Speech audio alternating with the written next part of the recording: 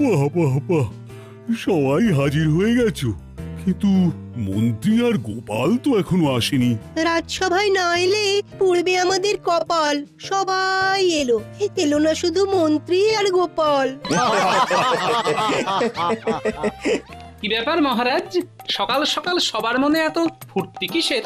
আরে গোপাল জি, তোমার কথাই তো হচ্ছিল। গোপালের এই জন্মে 100 বছর আয়ু কেউ খণ্ডাতে পারবে না। নাম করতে না করতেই সকাল সকাল গোপাল হাজির। 100 বছর বাঁচতে তো কোনো সমস্যা নেই, শুধু 3 বেলা মনের মতন খাবার পেলেই শান্তি। আহা, খাবার খেতে তোমায় কে বাধা দিচ্ছে গোপাল? মহারাজ, প্রায় মাস 2 হয়ে গেল রাতে ঠিক করে রুটি খেতে পারছি না। কোনোদিন 2টো রুটি, কোনোদিন একটা। সে কি তোমার একার জ্বালা? প্রায় 1 মাস হলো পাশের রাজ্য থেকে প্রায় 3 গুণ দামে গম আনিয়ে তারপর রুটি খেতে হচ্ছে। মহারাজ, বড়দিনও প্রায় এসেই গেল। এই বড়দিনে এই অধম কেকের দোকান দেবে বলে ভেবেছিল, কিন্তু এখন দেখছি সেগুড়ে বালি। কেক? গোপাল দেবে কেকের দোকান?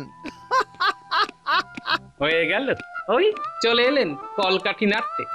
গোপাল, আমি শুধু এটাই বলতে চাইছিলাম, বড়দিনের এই কেকের দোকান দেওয়ার কথা তোমার আগে আমি ভেবে নিয়েছি। তাই কেকের দোকান তুমি নয়, দেব আমি। বাহ বাহ, কৃষ্ণনগরে তার মানে এইবার দুটো কেকের দোকান। বড়দিন তার মানে বেশ ভালোই কাটবে বলেই মনে হচ্ছে। হ্যাঁ, তা ঠিক, কিন্তু মন্ত্রীমশাই, কেকের দোকান দেওয়ার কথাটা আমার আগে যে আপনি ভেবেছিলেন, এইটা কিভাবে প্রমাণ করবেন? প্রমাণ আমি তোমায় কেন দিতে যাব গোপাল? তুমি কি আমাকে ভয় পাচ্ছ?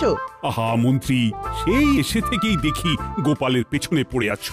যদি কেকের দোকান দেওয়ার থাকে তাহলে দুজনেই দাও, একসঙ্গে দাও, এতে সমস্যা তো কিছুই নেই। সমস্যার কিছু থাকার কথাও নয় মহারাজ। বেশ, তবে তাই হোক। মন্ত্রীমশাই যখন আমার আগে ভেবে রেখেছেন, তাহলে মন্ত্রীমশাই আগে দোকান খুলুক, তারপর দোকান খুলবো আমি।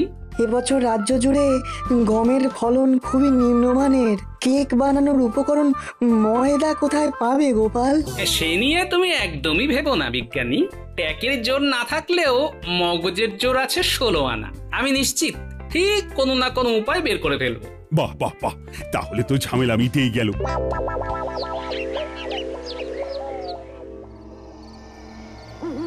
কি ব্যাপার মন্ত্রী মশাই, জরুরি তলব করলেন যে? বাবা বাবা, তোরা এসে গেছিস? শোন শোন, এই কয়েকদিন গোপালের ওপর কড়া নজর রাখতে হবে।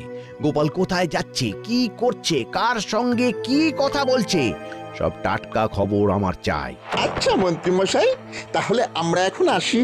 হ্যাঁ, যা যা যা।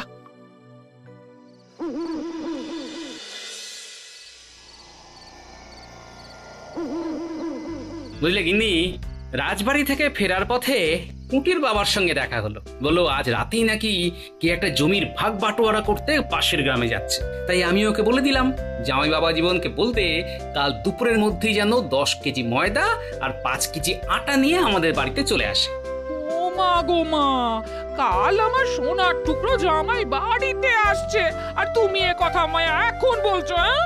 উফ গিন্নি, তুমি জামাই জামাই করে আমাকে আর উত্তেজিত করো না তো। কাল কাজ ঠিকঠাক হয়ে গেলে রাতে আচ্ছা করে জামাই আদর করো।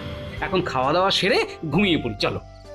বটা, শুনলি তো গোপাল পাশের গ্রাম থেকে জিনিসপত্র আনাচ্ছে। চল মন্ত্রী মশাইয়ের বাড়ি যাই।